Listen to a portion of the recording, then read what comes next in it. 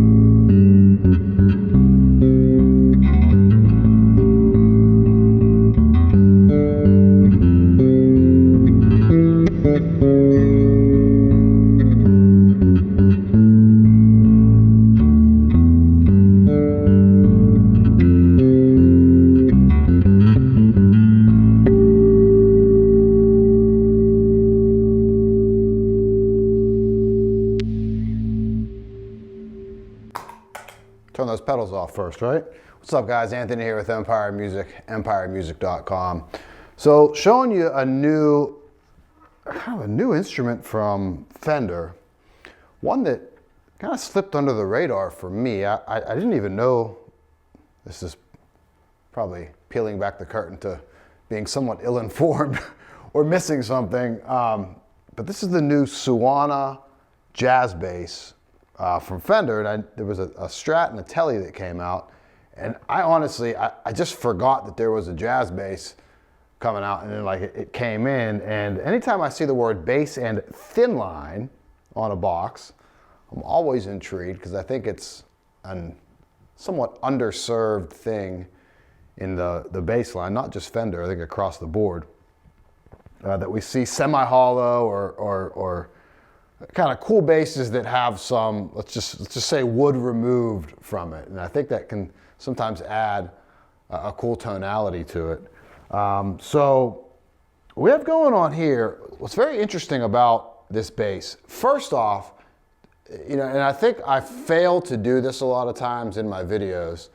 And I've said in a few videos before, I'm a big golfer. I know this has nothing to do with golf, but I digest that type of media and video content the same way that I do bass content and music content. And you know, I'm always interested in new products, old products, things. And it's always interesting the take, and we as humans or musicians, however you want to phrase it, artists, how we base so many things on looks, right? And I think a lot of times in my videos, I forget to tell you my first impression of an instrument. As soon as I get it out of the box here at Empire Music, like, what do I think? And you know, this is one that really kind of evoked some thoughts and some you know, instant reaction from me. I just think it's absolutely beautiful. Maybe it's because you just don't see, again, you don't see a lot of the semi-hollow stuff in a bass, but there's just a look about it. Even before I dove into any of the specs, I just really, really liked it. The finish is great. There's a beauty in the subtlety of it, some of the nuance on it. Also, I think the burst on the head cap was cool. And then I thought, man, what do I like so much about that instrument? And I realized there wasn't fret markers on the fretboard. I love that look. I've said the story before. The first good bass I got was an old Tobias Growler with the single pickup in it. It was like when Tobias got bought out by Gibson. And I remember my dad getting that for me. And I thought it was so cool that it just had the top dots on it. It didn't have the front dots on it. It was just a little bit left of center. I always like that, even though that design in some low light environments would mess with me a little bit because I couldn't see my front dots. And I'm a looker at an instrument. I'm not one of those guys that can just close their eyes and go all over town here on the instrument. Like I don't have that ability. I'm not that good, I guess. And I need to look at the instrument. I just need some point of reference for my hand there a lot of times. So it would mess with me a little bit, but I always liked that. So seeing that and realizing that, I was like, oh, cool. Aesthetically, there's something cool. So absolutely love the look of it. Now, what was also cool about this, when I dove into some of the specs, if you know us here at Empire Music, and I do a lot of, obviously I do a lot of bass content. It's almost 99.9999% electric bass content. I think I've done 2 or 3 videos on the Taylor GS Mini acoustic bass, which is cool. But we are a really, really big acoustic guitar dealer. So for all the basses and all the electric guitars we sell, we equally sell acoustic guitars. And if you're not familiar with that, check the website out, please. It's empiremusic.com. And this is a bass video, but if you need help with anything acoustic guitar, we have a really great staff here that can guide you through that process. And even myself, I mean, I consider myself pretty knowledgeable on acoustic guitar stuff as far as tones and tone woods. And Joe, our owner, who does the Old This Week videos and a lot of our acoustic guitar videos, his wealth of knowledge in acoustic guitar is, he's forgotten, and this is an overused phrase, but he's forgotten more than I know as a whole about acoustic guitars and tone woods. He's been in it for a long time, but Todd has a great working knowledge of acoustic guitars. Justin has a great working knowledge of guitars. Jordan and myself, I think we can really guide you through that process. So the reason I bring up acoustic guitars is there is a lot of specs on this bass that I think are exceptional. And the reason I don't think I know they're exceptional, my ears, and tonally it brings something to the table, but our experience with acoustic guitars, because we have had some beautiful Martin custom shop guitars that have the same top wood as this, right?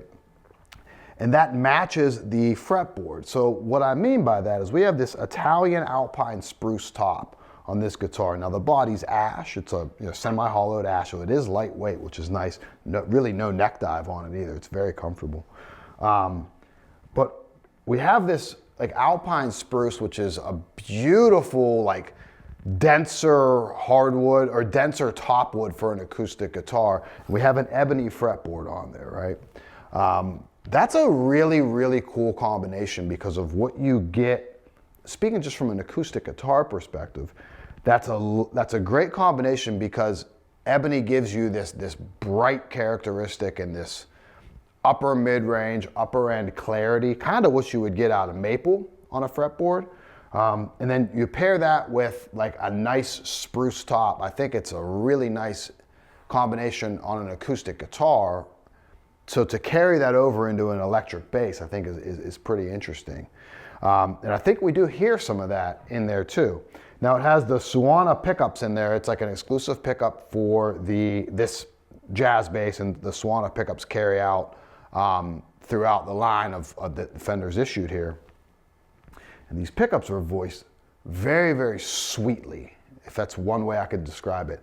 I put them on the multimeter. I think they both came out around 6.6 on the multimeter, so they're not the hottest of jazz bass pickups in there. I don't think that's what, at least to me and to my first touch, it's not what this bass is designed for. It does have that jazz bass punch and clarity to it, but there is a very, very nice refined sound to this. It reminds me a lot of the Adam Clayton bass that I did. If you go back and watch my video on the Adam Clayton, I kept going back to there was an elegance and a refinement to the instrument.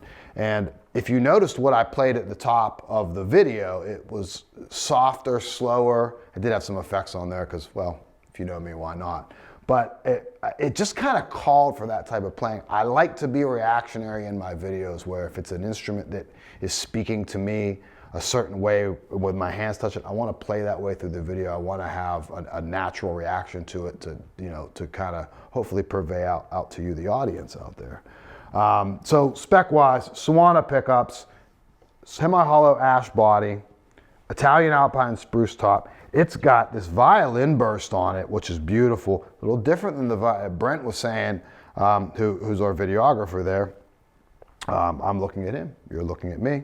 I always say it. It's my catch line now. It's our catch line together. We bond in this room together. Brent and I bond strong in this room together. He's laughing when I say that, but I mean it. What we were both commenting how different this violin burst was than what we see out of the custom shop. A little bit more orange in that. This has a really kind of like yellow in the middle. I love it though. It looks great, especially with the black guard on there. The plastic is still on this guard, so if you're catching a little weird reflection on there, that's why. 7 1/4 to 9 1/2 radius, so that's cool. We get the vintage radius at the bottom, flattens out to the 9 at the top. Awesome. Standard C-shaped neck, which I love. Reminds me of kind of the oval C that I like on a custom shop. Not thin, not thick, really right down the middle. Reverse gear tuners. Love the matching head cap on there. I think that's such a cool little touch on it. 20 frets. I mean, it's a really, really nice instrument. It does come in at a price point that I think a lot of people are gonna feel weird about in an American-made instrument at $30.99 at the time of filming. This is pretty limited, so I don't think you're going to see this for years and years to come.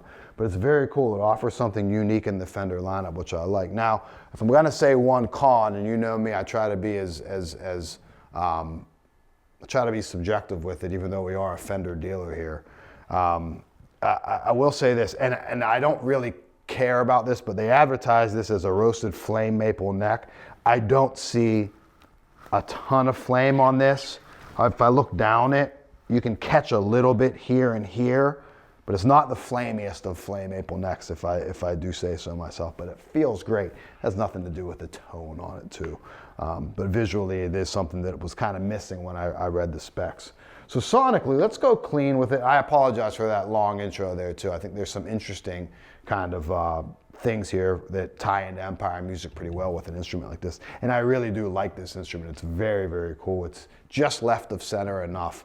And sonically, for what we think of as a jazz bass, slap, Marcus Miller-y kind of thing, it does have a little bit of that, but I don't think, at least to me, I don't think that's where this bass sits. I don't think that's what I want to play out of it. You know what I mean? So if I owned it, I don't know that would be my go-to for it. We'll play a little bit of that and kind of see what you think out there. Be interested to see what you think if you've had a chance to play it, or just kind of how this sounds to you. But sometimes our looks, or the visual side, really dictates what we think of the instrument and how we play with it. At least for me, it does.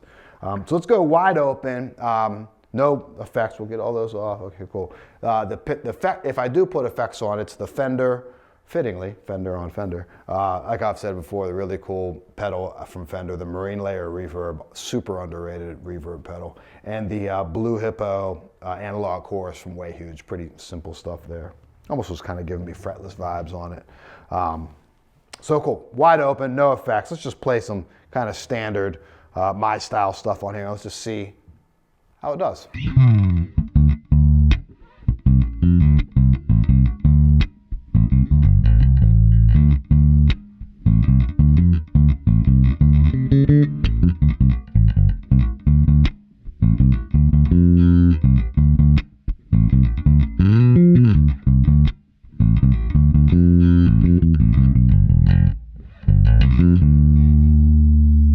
It's funny because even when I sit out to say, all right, I'm going to play like something funkier or you know, more of like my standard go-to syncopated thing, it's not that I can't execute it with it, it's just the bass and the voicing of the pickups, it's just not doing that. Everything about this screams like almost in a weird way like an acoustic bass. Even though it's not that, it's totally an electric bass. I don't know what that is, but I like it. It's very, very cool. So go back, let's lay off the attack and we'll kind of dig in on that. Again, wide open.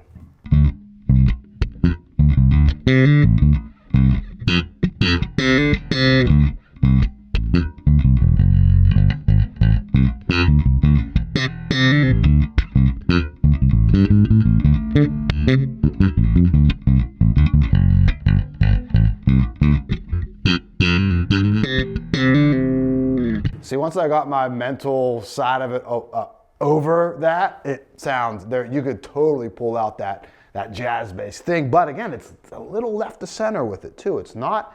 So there's a little more roundness and warmth to it, and maybe that has to do with that spruce ash combination, semi-hollow. I really dig it. So lighter touch.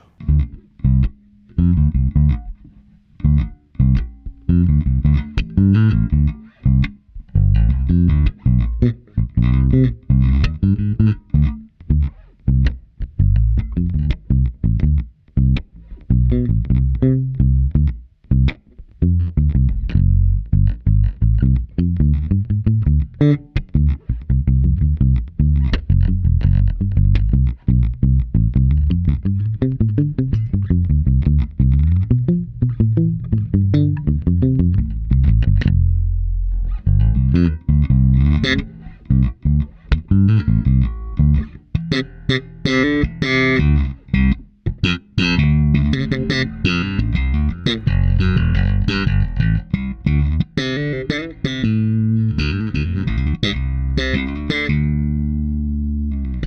cool, very cool, very versatile in those tones. Now, let's go front pickup, so neck pickup.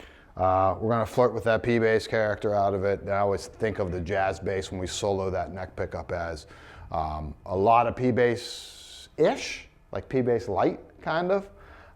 There's that upper kind of unfolding of the note, that upper kind of thinness on the note that lets you know that it's definitely not a P-bass, but you could coax it in there a little bit.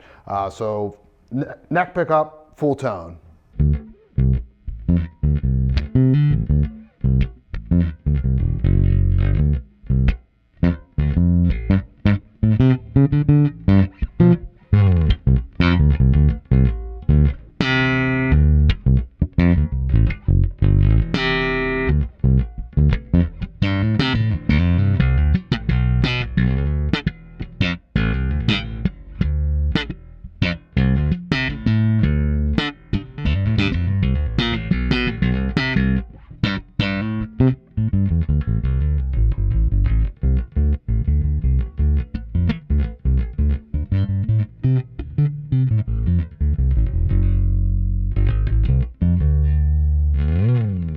Cool too. I mean, that roundness stays there, that warmth stays there. So that kind of helps that tone of that neck pickup on there, because we lose a little bit of that brashness, that brightness that we can pull out of a sometimes unwantingly out of a neck pickup on there. And the nice thing too, I'll talk about that tone wood real quick. I never really noticed this being ebony, if that makes sense. It still kind of has the rosewood characteristic to it, I think, until we really start to dig in or on the slap stuff or the pop stuff. Because I think that top wood, and I think the fact that it's semi-hollow, also the pickup voicing has helped kind of tame that ebony. But I go back to the looks, it looks really nice. It is a nice jet black piece of ebony on there. A little bit of grain on it, but very, very cool. So let's go bridge pickup on there. We'll play back here too. We're gonna get some of that mid-range, but we'll see again, is it tamed a little bit? Let's check it out.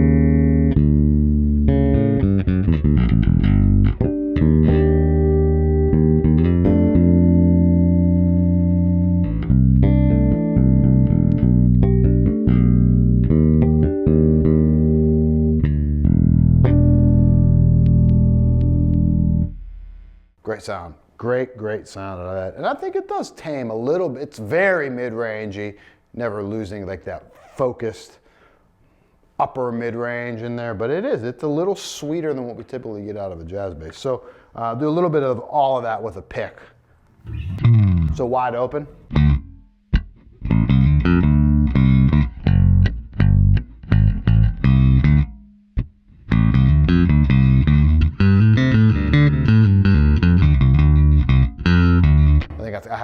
I have to put some chorus on that. I'm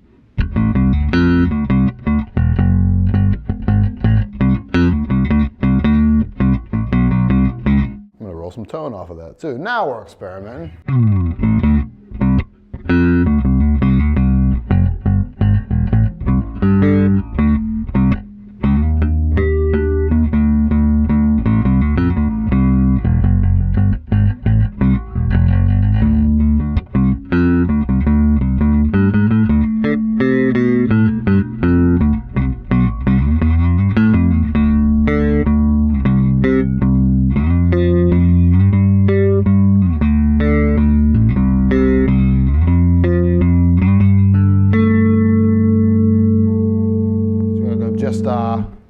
just bridge pickup.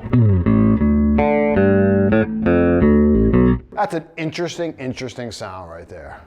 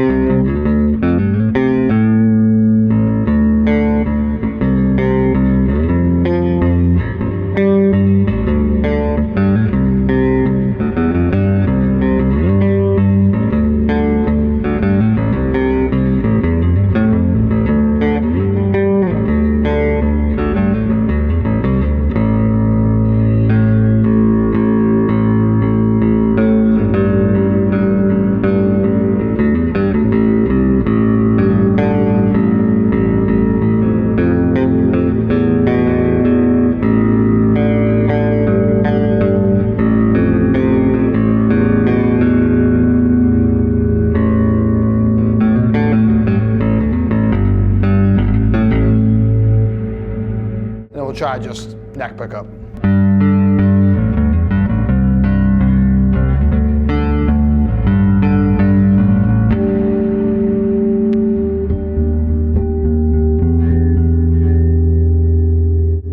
Drop my pick. Well, that's the end of the pick part of the show. Drop that thing.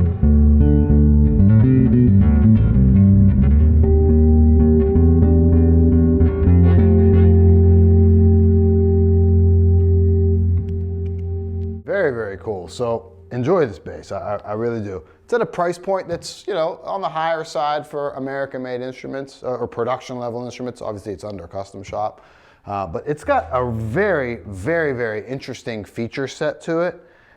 It's got looks for days. It really is just a beautiful instrument.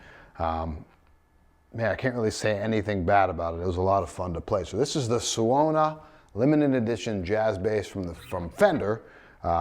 Really cool too, because again, we kind of have a semi-hollow addition to the bass line, which is something we don't see very often. If you have any questions on this or anything Fender Custom Shop, just feel free to email me. It's anthony@empiremusic.com. Phone number at the shop. You can get right to me if I'm here. Tuesdays are my day off, so you might not get to me that day, and I'm just relaxing. It's 412-343-5299. Cool, thanks for watching.